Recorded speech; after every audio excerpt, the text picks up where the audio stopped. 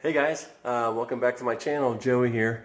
So today I'm not going to do any unboxing videos or reviews on anything, but I'm going to be changing the brakes on my wife's 2012 Honda Odyssey EXL. So come along for the fun. I'll show you what I'm going to be using and what you'll need to do this job. Okay, so on this side I have, you're going to need some anti-seize lubricant. I got brake and caliper grease. You're going to need probably more than likely an impact driver. There's a screw that they put in a factory that holds the rotor on that sometimes gets just welded in there pretty much.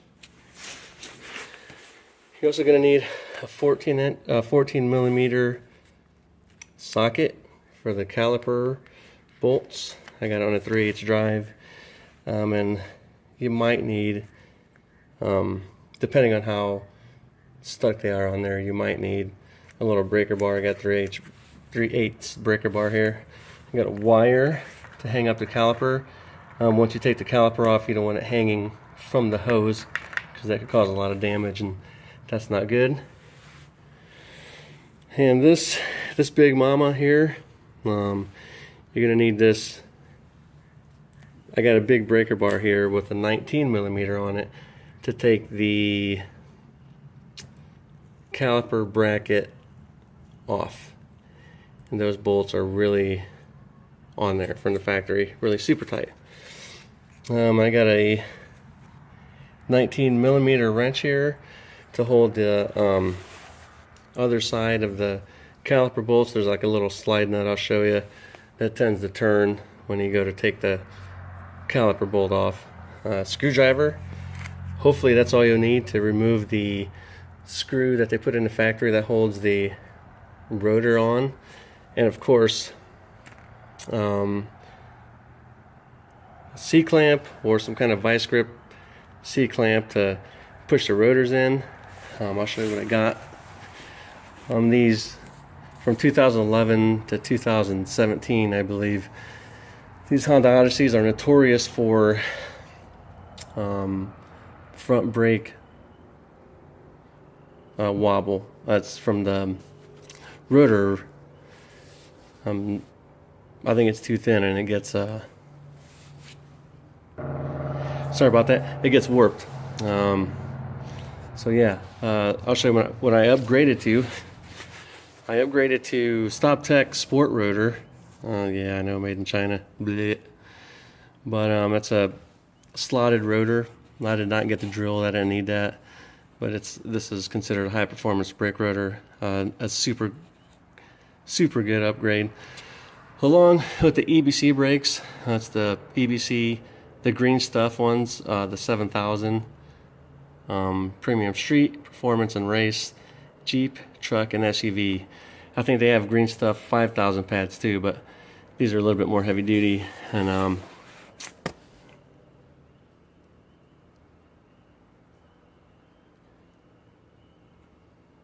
I'll just let you guys read it there.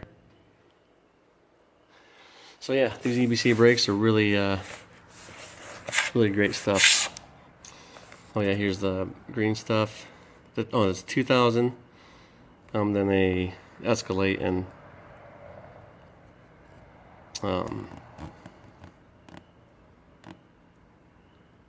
price and performance.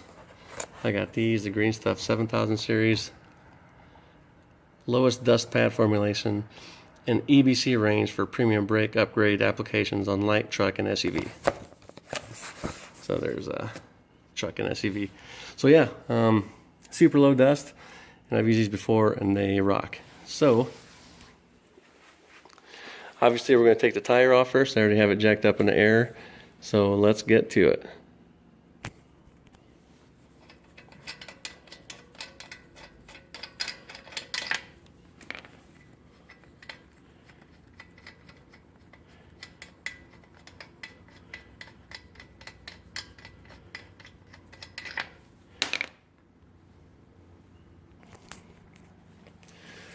Okay, so we got the wheel off.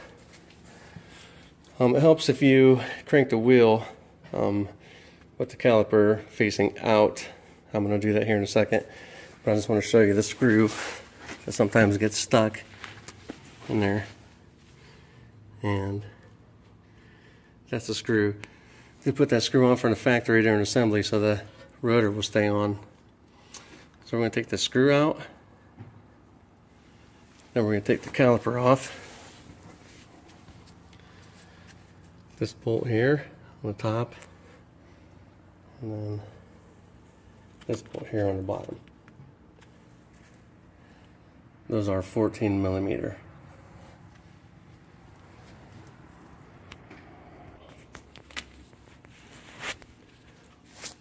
So this is what I was talking about. While you're taking this bolt off, there's a little nut in here that tends to want to turn with it. So all I was going to do is put either a wrench on it. I've seen guys on other channels use like crescent wrench or something. Just something to hold that. So while you're doing this, it doesn't turn. Same thing with the bottom here. You can see that one.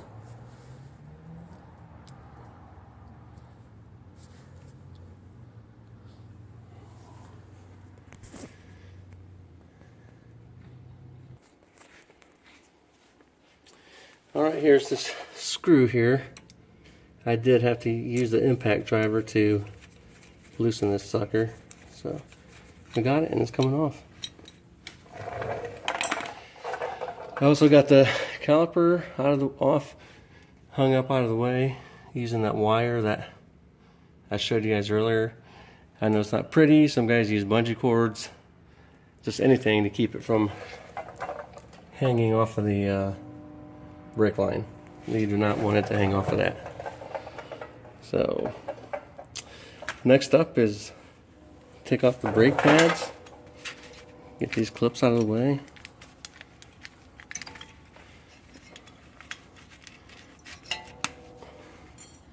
Don't lose these. These are what keep spread the brake pads apart once you release the brake pedal. Bad. That was pretty easy. Here's the other. They were pretty thin. So now to remove the caliper bracket, that's what this is. That's one nut for it, and the other one is right there. And those are 19 millimeter. So let's do it. Okay, so we got the caliper bracket off. Everything's off and looking good. Now what I'm going to do is just kind of clean up around this area. Put some brake cleaner on it. Get all that gunk out of there. And just do everything back in reverse. So the rotor really wasn't stuck on there that bad. Somebody had put anti-seize or something earlier, so I'm going to go ahead and put that anti-seize. This, I got the Permatex brand, awesome. So I'm just going to put it back around the ring here of the hub and around the outside. It's usually where they stick, and be sure not to get any on your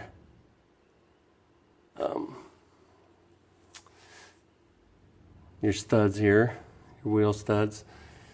So yeah, so let me clean everything up, then I'll get the new slotted rotor put on there. All right, so here's the new StopTech rotor. Beautiful. It has a coating on it to prevent rust around the hub here, along the top and all down inside the vanes, even on the back. It's pretty thick. These are really premium rotors. You can see the slots in here to prevent gas buildup and just the dust that expels the dust and gas. So what you want to do before you put these on is, really clean the surface of these up. The front and the back. They have a layer of, maybe a light oil from the factory to prevent rust. That's the last thing you want in between your brake pad and this. So I got some brake cleaner on here. Just gonna spray it front and back and just clean it up really good and try to keep it clean as the process goes on. Now you might get a fingerprint or two on there as you're putting it on. Just spray it down and wipe it off. You cannot use enough brake cleaner on these things. So here we go. All right, got the new rotor on. Put the screw back in there. Some people do not put it back on, but I do. It just keeps the rotor still while you're putting the rest of the stuff back on. I did put a little bit of anti-seize in that screw, so it'll be easier to take off for the next time, and wipe down the face and the back of the rotor really good. They were pretty dirty. So yeah, it's a nice looking rotor. Very heavy, very premium feeling. So, all right, well, let's put the caliper bracket back on.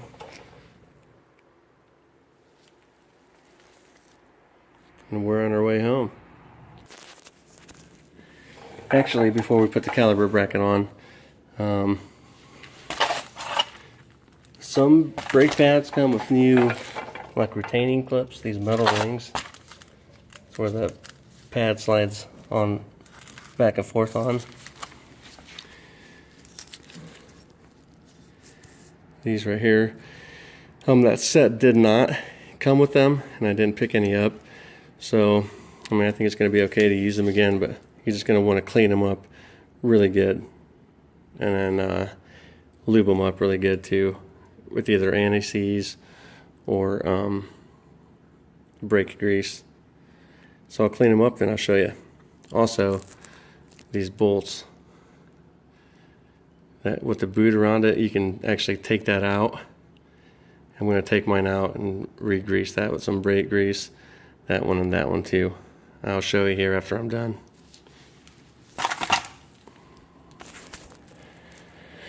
So I just cleaned these clips or retaining sliders or whatever you call them really good. So I'm going to put a coat of anti-seize lubricant in there so the brake pad can slide on there nice and free.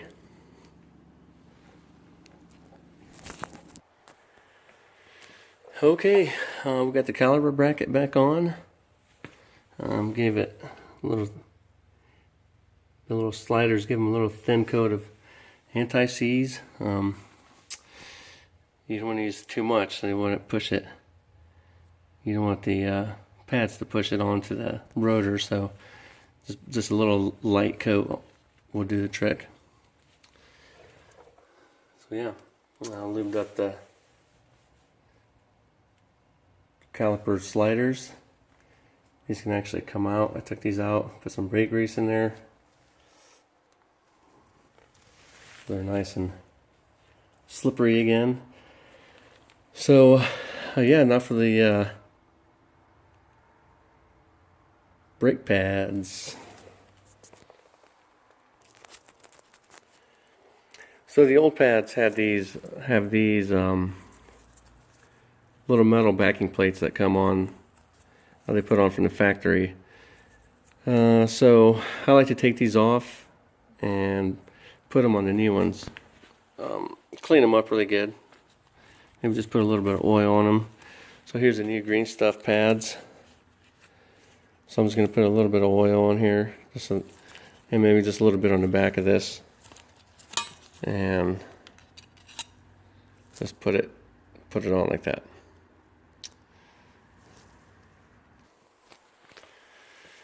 Okay, I got the brake pads on. I got to put the little retaining spreaders back on.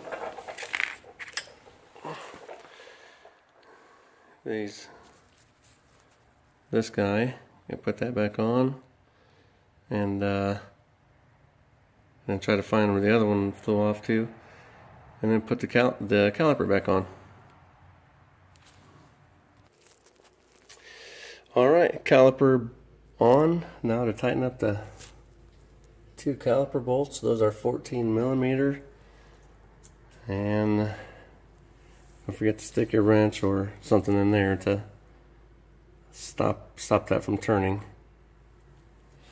Then we're home free. Alright, well, she's all buttoned up. And now I'll just put the tire on and go bed the brakes. Alright, let's get that tire on. Okay, well, that's it for my video. Got it all buttoned up now. I'm going to get it off the jack and the stands.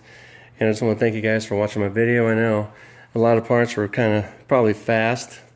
I went through some of the parts really fast, and I apologize for that. It's getting kind of late. So if you have any questions, just drop me a comment.